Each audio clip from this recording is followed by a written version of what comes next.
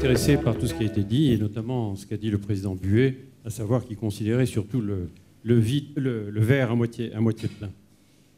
Ceci étant, effectivement, tout ce qui a été dit est extrêmement intéressant concernant les rapports entre les locataires, les propriétaires, mais je reste un petit peu sur ma faim en ce qui me concerne, concernant les rémunérations des professionnels de l'immobilier. On a passé très vite là-dessus, mais je dois dire que je suis venu essentiellement, si vous voulez, pour évoquer ce problème, pour entendre évoquer ce problème. Et je voudrais poser la question à monsieur le député Goldberg.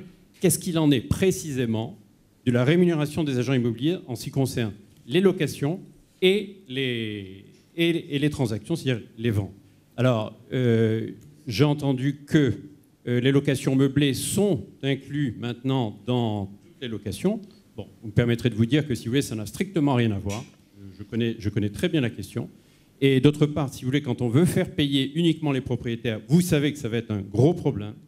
Que, par ailleurs, je ne vois pas pourquoi, lorsque vous avez des gens qui vous sollicitent, notamment des grandes sociétés internationales qui n'ont pas le temps, si vous voulez, de faire de recherche et qui sont prêts à payer, comme ça a toujours été le cas, des professionnels pour faire une recherche d'appartement, dans un sens ou dans un autre, que la location ou de la vente, je ne vois pas pourquoi, au nom peut-être, je n'oserais pas dire d'un dogmatisme, on devrait tout inclure, si vous voulez, dans le même paquet et empêcher, si vous voulez, la liberté de s'exprimer. Parce que moi, je considère, si vous voulez, que c'est pratiquement une question d'atteinte aux libertés que de ne pas laisser les différents intervenants, si vous voulez, régir leurs règles entre eux.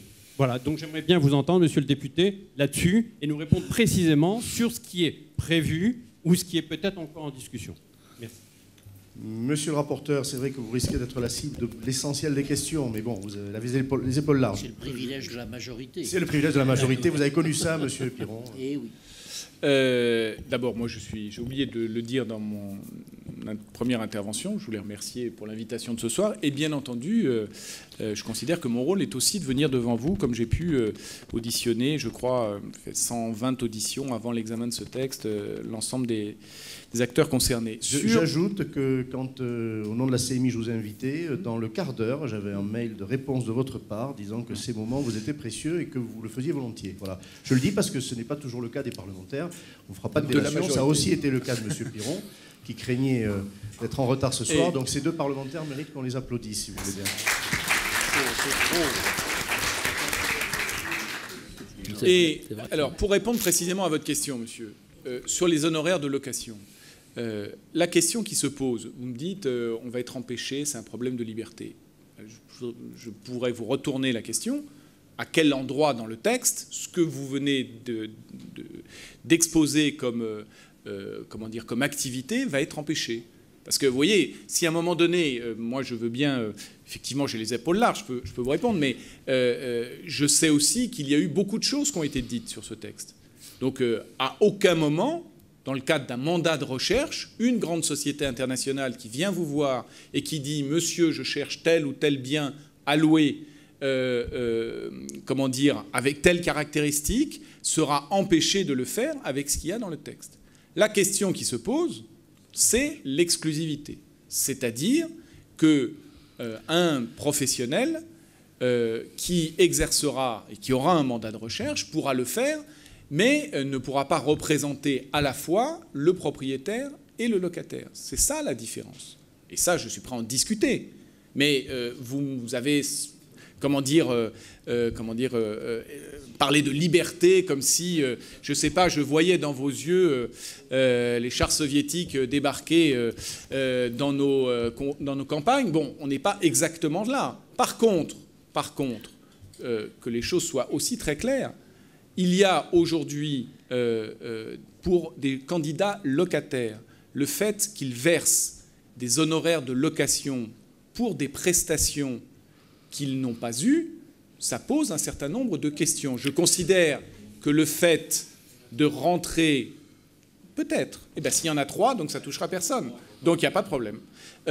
Donc je considère que le fait de rentrer dans une agence immobilière pour un locataire, de dire « votre annonce m'intéresse » parce que vous avez eu un mandat de gestion d'un bien par un propriétaire et que, à ce moment-là, très rapidement, et même après une visite, le contrat de location est établi, je considère que les prestations faites à ce moment-là en direction du locataire par celui qui a la gestion du bien du point de vue du propriétaire ne méritent, dans un certain nombre de cas, très limités sans doute, pas les centaines d'euros que je vois parfois fleurir pour des prestations qui ne le sont pas. Et donc, si on est dans un cas, y compris dans les zones les plus tendues, où un locataire, un candidat locataire à Paris dit non pas je suis intéressé par telle annonce qui est en vitrine, mais je recherche tel ou tel bien avec telle caractéristique, eh bien vous pourrez réclamer des honoraires pour cela en direction du locataire sans aucun